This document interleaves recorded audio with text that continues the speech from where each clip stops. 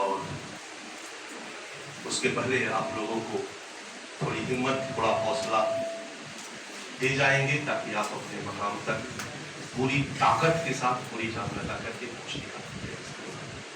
तो मैं सीधे अब शुरुआत ही करवाऊं। मैं डेली वाला हूँ, ठीक है। कौन पहले सुनील?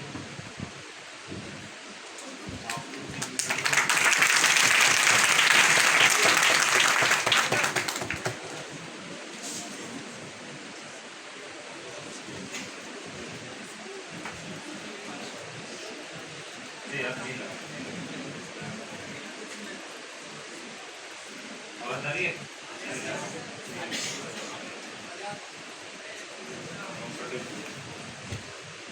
आवाज आ रही है? पहले तो आपसे माफी चाहूंगा कि इतना लेट हो गया। दिल्ली का ट्रैफिक तो जानते हो था। अभी आंदोलन कर रहे थे। दूसरा वर्ष ठीक है, एक काफी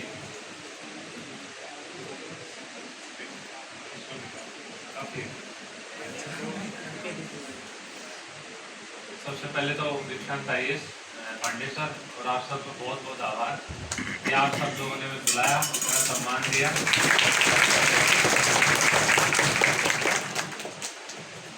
सेमिनार की रूपरेखा तो तय नहीं की गई थी कि क्या करना है, कैसे करना है, लेकिन कुछ मोटे मोटे पॉइंट्स हैं वो मुझे थोड़ा सा पता है कि क्या करना होता है। एक्चुअली प्रॉब्लम ये है नहीं है कि यहाँ पर लोग पढ़ाने वाले नहीं हैं, मटेरियल नहीं है, बस दिक्कत है कि कॉन्फिडेंस की जो आजकल डाउन चल रहा है, खासकर हिंदी माध्यम में। यहाँ पर हिंदी माध्यम के कितने लोग हैं? इंग्लिश माध्यम वाले बुरा ना माने, नहीं। मैं एक्चुअली शुभम भाई मोस्टली इंग्लिश मीडियम की बात करेंगे और मेरा धर्म बनता है, कर्तव्य बनता है कि मैं हिंदी मीडियम को जो नाम है उसका मांझी बनूं, नहीं तो कोशिश करूंगा कि आप में जो हौसला है, आपका कॉन्फिडेंस है, उसको थोड़ा बढ़ा दिया जाए। क्योंकि हिंदी माध्यम का देखा जाए तो 4, 5, 6 साल से जो रिजल्ट है वो काफी डाउन चल रहा है, क्वांटिटी वाइज भी और क्वालिटी वाइज। लेकिन इस बार थोड़ा सा ईश्वर की दृष्टि रही है अच्छी कि भाई ठीक ठाक रिजल्ट रहा है। क्वांटिटी तो खैर थोड़ा बढ़ पाई है, 2-4% ही, लेकिन क्वालिटी में काफी ड्रॉप हो। इस बात का प्रभाव ये पड़ा है कि हिंदी माध्यम वाले ये सोच सकते हैं कि अभी हिंदी माध्यम का जमाना गया नहीं है, अभी ये है कि आना बाकी है। कई बार ऐसा होता है कि एक इंसान शुरुआत कर देता है और बस वो धीरे धीरे बढ़ता बढ़ता कारवा, फिर वो एक क्षण, वो जो पल होता है वो एक युग में बदल जाता है।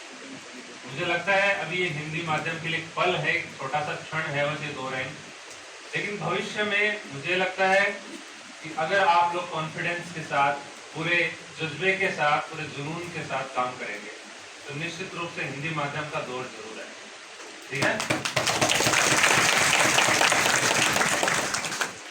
सिलेबस क्या है यूपीएससी का, कितना पढ़ना होता है, पॉलिटी की बुक्स क्या है, और हिस्ट्री की बुक्स क्या है, सबको पता है सबको। यहाँ पे टीचर्स क्वालिफाइड है, बट जो कमी है वो ये है कि मोटिवेशन, एक दिशा की सही दिशा क्या होनी चाहिए।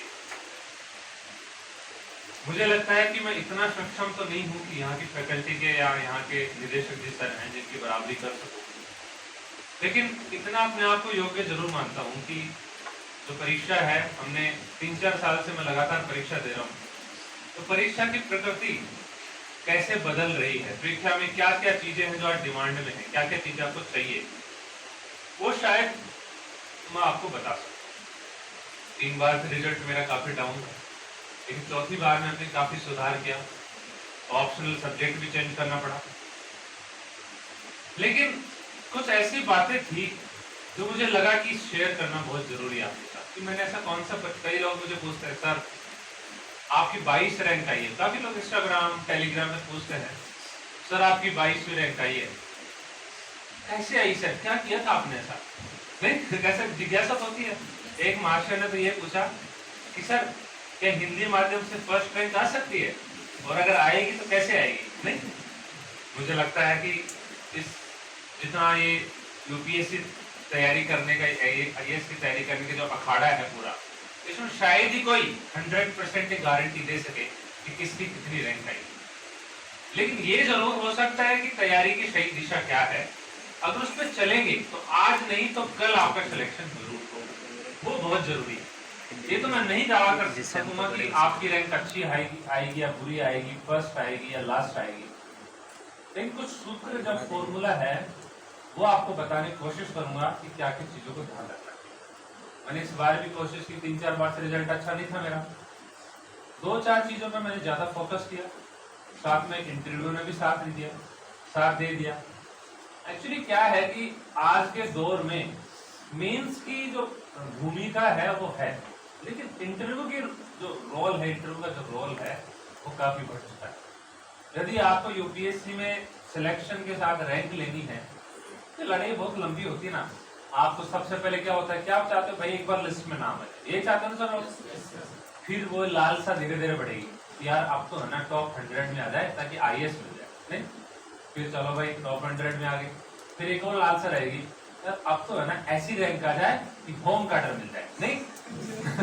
तो होम कार्डर में भी चले गए साथ, उसके बाद में अब तो मुझे अच्छा सा जिला मिल जाए बस, फिर मौज है, नहीं? तो ये चीजें तो कभी खत्म होनी नहीं है, लेकिन यही है कि एक स्तर होता है जहां पर आपको संतुष्टि करनी होगी। लेकिन जो इन चीजों की ये चीजें मैं बता रहा हूँ, इसके पीछे जो जिम्मेदार सबसे बड़ी चीज है वो ये है कि आपके कैसे किस दिशा में कार्य करना। देखो कोचिंग का रोल होता है आपकी तैयारी में, लेकिन आपको अगर मैं सीधी भाषा में बात करना चाहूँ, आजकल टेक्नोलॉजी का जमाना है, आप मान लो मुखर्जी नगर से चले और आपको जयपुर जाना है, तो आप मोबाइल ऑन किए, गूगल मैप लगाए, गूगल मैप आपको ये तो बता देगा कि 50 मीटर के बाद में दाएं लेना है, लेकिन ये नहीं बताएगा कि गाड़ी किसको चलानी है, नहीं? गाड़ी कैसे चलानी है, गाड़ी में पेट्रोल कितना है, गाड़ी में गियर कौन सा डालना है, ये तो आपको करना पड़ेगा ना। तो कोचिंग हम जैसे लोग आपको यही बता पाएंगे कि आपको कहाँ क्या मोड़ लेना है, कहाँ सावधान रहना है, कहाँ ट्रैफिक ज्यादा है, कहाँ कम है, कौन सा रूट सबसे फास्टेस्ट रहेगा, लेकिन ये कभी नहीं बता पाएंगे। ये आपको करना है कि आपको कितना मेहनत करना है, कितना आपको पढ़ाई तक किस लेवल तक करना है, प्रैक्टिस क्या करना है, ये तो आपको ही करना पड़ेगा। बता हम देंगे, लेकिन आंसर राइटिंग आपको ही करनी पड़ेगी। यूपीएससी की तैयारी देखो, थोड़ा बोरिंग तो नहीं हो रहा ना? नहीं सर, अगर बोरिंग हो जाए, आपको नींद आने लग जाए तो मुझे बता देना, नहीं? गर्मी का माहौल है, आप लोग कोशिश करिएगा कि जागने की कोशिश करना, और मैं कोशिश करूंगा कि आप चीज़ों को आपको थोड़ा सा मनोरंजन भी करता रहूं बीच बीच में, और आपको जो सूत्र है यूपीएससी की वो भी बताता रहूँ। एक्चुअली अगर यूपीएससी की तैयारी को 5-6 अगर क्वेश्चंस में समेटना चाहूँ, आपके बहुत सारे सवाल होंगे, लेकिन मैं मोटा मोटी आपको थोड़ा सा समझाने की कोशिश करूंगा। ये चल रहा होगा सर, बोर्ड चले, इसको चला दीजिए, मैं सवाल लिख देता हूँ और उसके बाद में उनका एक एक जवाब देने की कोशिश करेंगे, ताकि मुझे लगता है कि इस एग्जाम में तो सबसे बड़ी बात हुआ है सिस्टमेटिक तैयारी। अगर आप सिस्टमेटिक तैयारी नहीं कर रहे हैं, एक रोड मैप बना के तैयारी नहीं कर रहे हैं, तो आप भटक जाओगे, आप में कॉन्फिडेंस की बहुत ज्यादा कमी हो जाएगी। अगर सबसे बड़ी बात जो पहली है इस एग्जाम के लिए वो प्लानिंग। कोई भी काम आप करना चाहो, जैसे आपको शादी करनी है, आप अपनी खुद की शादी करवानी, शादी आजकल भारतीय समाज में क्या है, एक बड़ा एक बहुत एडवेंचर होता है, बहुत एडवेंचर, जिसमें बहुत सारी आपको इन्वेस्टमेंट करना होता है, बहुत सारे ह्यूमन रिसोर्स को मैनेजमेंट करना होता है, बहुत सारी चीजें होती है शादी में। नहीं, ऐसा तो नहीं है वेस्टर्न कंट्रीज की तरह 4 लोग आए और 2 मिनट में काम खत्म, नहीं, ऐसा तो नहीं होता।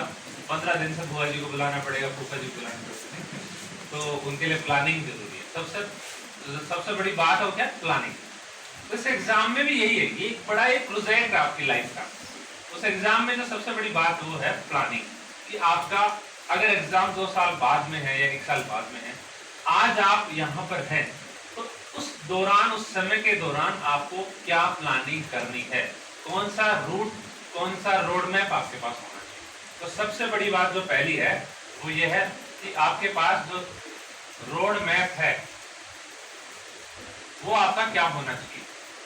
दूसरी बात जो मैंने देखी है इस एग्जाम में, जो सबसे ज्यादा इंपॉर्टेंट है वो ये है कि आपका नॉलेज मैटर करता है। मान लो ये लाइन आगे वाली मेरे सामने बैठी है, ये मान के चलते हैं कि इनका नॉलेज क्या है, एक समान है सबका। जैसे फिजिक्स में होता है ना कई बार कि कोई प्रयोग कर रहे होते हैं, हम लिखते हैं तापमान को कांस्टेंट रखा जाए, तापमान को नियत रखा जाए और बाकी जो चीज है उनको वेरिएबल बना दिया जाए। तो ये रखता हूं कि इनका जो नॉलेज का लेवल है दैट इज कांस्टेंट, ठीक है। तो सबका नॉलेज समान मान के चलना। अब ये तो नहीं है कि सबकी एक जैसी रैंक है, रैंक तो डिफरेंस होगा, क्या पता किसी का सिलेक्शन ना हो। तो सबसे बड़ी जो चीज है वो क्या जिम्मेदार है, मुझे लगता है जितना मेरा एक्सपीरियंस है वो है आंसर राइटिंग। अगर आपका आंसर राइटिंग स्किल बेटर है, अगर आपके पास नॉलेज बगल वाले से थोड़ा कम भी है और आप चीजों को अच्छे से सिस्टमेटिक तरीके से पेश करते हो, तो निश्चित रूप से आप सबसे आगे निकल सकते। तो दूसरी जो सबसे बड़ी बात है वो ये है आंसर राइटिंग।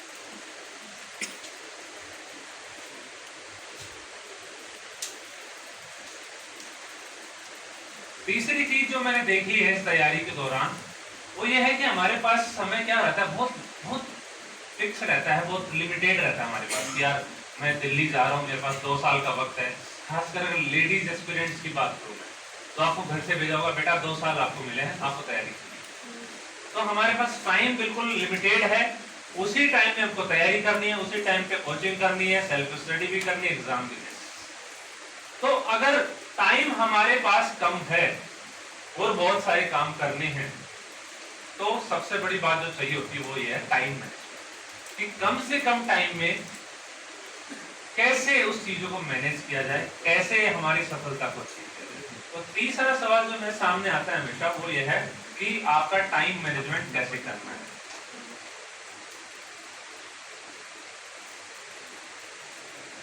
अगर चौथी बात बताएं तो वो ये है कि इस एग्जाम में आपको पता है कि 7 पेपर मेंस में लगभग होते हैं, 9 पेपर होते हैं, 2 तो क्वालिफाइंग होते हैं और 7 पेपर में एक ऐसे 4 जीएस और 2 ऑप्शनल।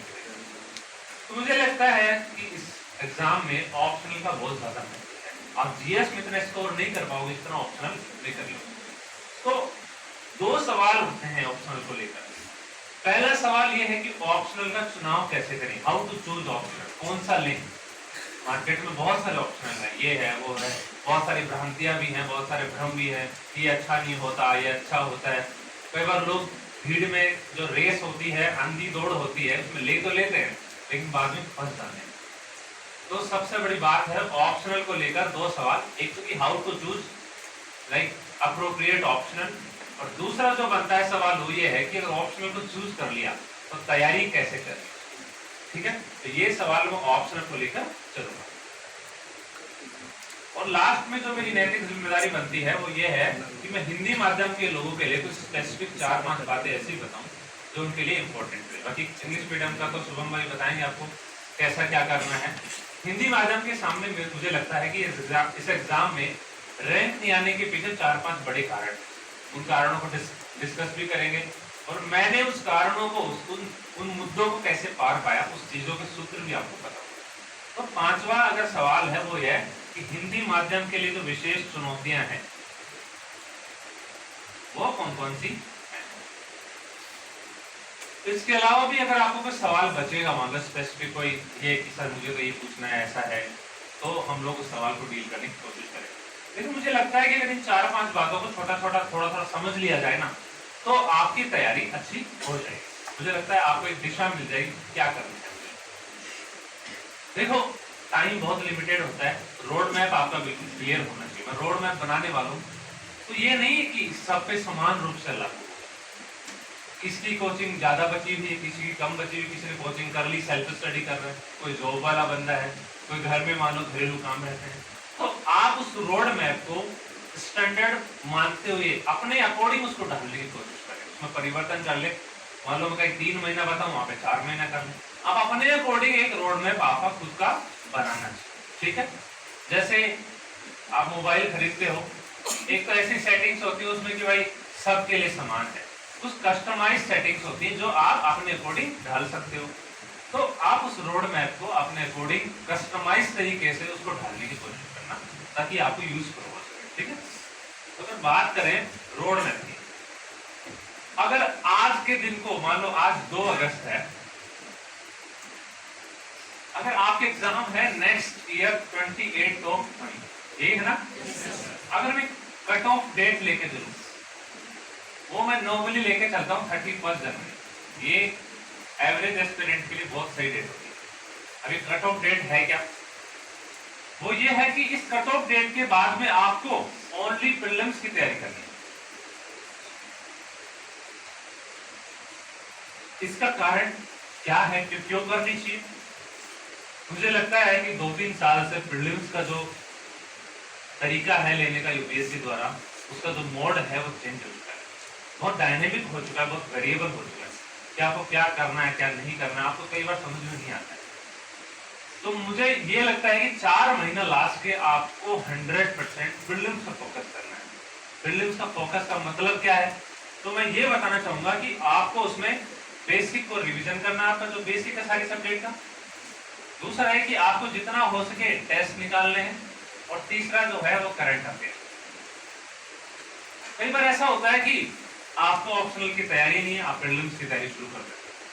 तो मुझे लगता है कि बहुत ही गलत रणनीति होती है, क्योंकि आपका प्रीलिम्स हो भी गया और आपका ऑप्शनल तैयार नहीं है तो आप कुछ नहीं कर सकते। तो मुझे लगता है कि कट ऑफ डेट मैंने इसलिए मानी है कि इसके पहले आपको कम से कम एक बार प्रीलिम्स, एक बार मेंस पूरा, और एक बार जो इंटरव्यू है उसकी एक बार कम से कम जो सिलेबस सारा है उसको एक बार अपनी नजरों से निकाल लेना है, पढ़ लेना है, उसको रिवाइज कर लेना है। उस कट ऑफ डेट से पहले आपका सब कुछ क्लियर होना चाहिए। एक शब्द मैं बोलता हूँ, you should be mains ready. अगर आपको बोले कि 1 फरवरी से आपका मेंस, मान लो आपका प्रीलिम्स हो गया, मान के चलते हैं, तो आप 1 फरवरी से ही मेंस लिखने के काबिल होने चाहिए। क्योंकि इस एग्जाम में प्रीलिम्स आपको उस स्टेज तक ले जाएगा आप मेंस लिख सको, लेकिन जो सिलेक्शन होगा वो आपका मेंस करवाने वाला है, इंटरव्यू करवाने वाला है। इसलिए कट ऑफ डेट से पहले, कट ऑफ डेट मान लो कोई रिपीटर है तो 31 जनवरी को आप 28 फरवरी 29 फरवरी रख लीजिए, फिर मुझे प्रीलिम्स में 2 महीना में कर दूंगा। उसको लगता है कि नहीं यार प्रीलिम्स मेरे लिए टफ है, तो आप उसको 5 महीना कर दीजिए, नहीं। लेकिन उस कट ऑफ डेट से पहले आपका प्रीलिम्स, मेंस और इंटरव्यू एक बार कम से कम रिवाइज करना चाहिए। अब प्रीलिम्स के बाद में आपका 2 कंडीशन बनता है, फेल हो जाओगे, पास हो जाओ तो आपको मेंस की तैयारी करनी है, फेल हो जाओ तो फिर से अगले साल की वही रिपीटेशन साइकिल आपको लेके चलनी है।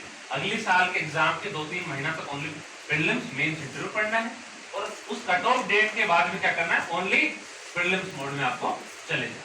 तो ये रोड मैप आपके सामने पूरा होना चाहिए। मुझे लगता है कि आप अपने अकॉर्डिंग एक रोड मैप घर पे बना सकते हैं। देखो आप बुरा नहीं मानिएगा, लेकिन मैं सवाल आपसे पूछना चाहता हूँ। यूपीएससी का सिलेबस आपको सबको पता होगा, शायद किस किस को पता है पूरा कि मैं यूपीएससी सिलेबस कॉन्फिडेंटली बता सकता हूँ? लगभग 10% भी नहीं है लोग शायद मेरे हिसाब से। कई बार ऐसा होता है कि एस्पिरेंट लोग 6 महीना तक इस तैयारी में कूद जाते हैं, 6 महीना हो गया तैयारी करते हुए, साहब उनको यही नहीं पता है कि पेपर कितना होता है यूपीएससी में, नहीं सिलेबस क्या है। अगर मैं पूछूं कि पेपर 3rd में क्या क्या आता है, जीएस जो 3rd है उसमें कौन कौन से सेगमेंट आता है, शायद कुछ लोग ही बता पाएंगे। लेकिन उम्मीद ये होनी चाहिए, होना ये चाहिए कि आप सब लोगों को अपने उंगलियों पे टिप्स पे होना चाहिए कि कौन कौन सा सिलेबस कहाँ है। इस खंड में किसी को याद है जीएस 3 में क्या क्या है? यहाँ पे आगे वाली, हाँ आप बताइए। इकोनॉमिक्स कहीं लिखा है सिलेबस में? इकोनॉमिक्स कोई बता सकता है क्या लिखा है? सिलेबस बताओ कि सिलेबस में क्या लिखा है।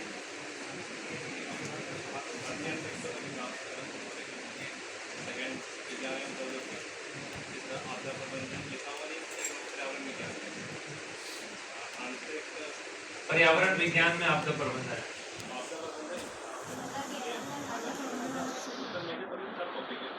किसका सब टॉपिक है? पर्यावरण का सब टॉपिक आपदा प्रबंधन है। इन्होंने काफी हद तक ठीक बताया, बैठ जाइए, लेकिन अभी भी इनका 100% एक्यूरेट नहीं है। इनको लगता है कि आपदा प्रबंधन एनवायरमेंट का पार्ट नहीं, आपदा प्रबंधन अलग से दिया हुआ है कि आपदा प्रबंधन भारत में स्थिति क्या है और उसका मैनेजमेंट कैसे करना है, उसके सूत्र क्या क्या है। तो आप सब लोग अपने अंदर झांक के ये देखिए कि हम कहाँ पर हैं आज।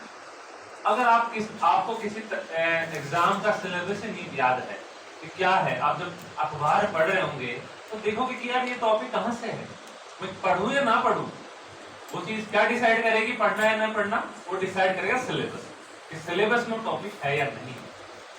देखो आपका जीवन है, आपको सब कुछ करना है। मुझे लगता है कि आपको सीरियसली लेना चाहिए इस बात को, और हो सके तो कल ही जाके सिलेबस को पूरा, यूपीएससी के सिलेबस को पूरा देखना अच्छे से, और उसके बेसिस पे अपना एक रोड मैप निर्धारित करना कि मुझे कब क्या पढ़ना है।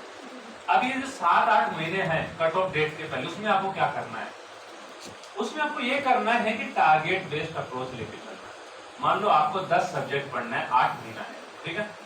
तो अब ये लेके चलो, क्या इस सब्जेक्ट को मैं 1.5 महीना दूं, ये इसके लिए 20 दिन काफी है, इसके लिए भाई 15 दिन में कर लूंगा, इसको मुझे 2 महीना देना है।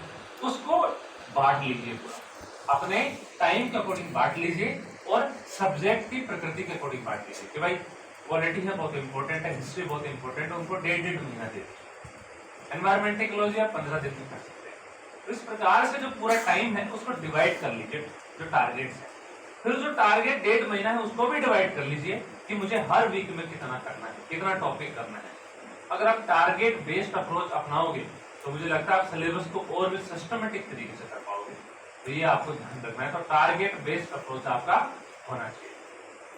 कई लोग मुझसे पूछते हैं सर कितना घंटा पढ़ना चाहिए? 12 घंटा ठीक है। बोले यार देखो 12-15 पता नहीं ठीक है या नहीं है, 8 घंटा पता नहीं ठीक है नहीं है, लेकिन अगर आप अपना टारगेट टाइम से कंप्लीट कर रहे हो, अगर आप अपना सब्जेक्ट को, अपना सिलेबस को टाइम से कंप्लीट कर रहे हो, तो वो मोर देन एनफ है, ठीक है? तो आपको टारगेट टाइम बेस्ड अप्रोच के बजाय टारगेट बेस्ड अप्रोच लेके चलो कि भाई मुझे 1.5 महीना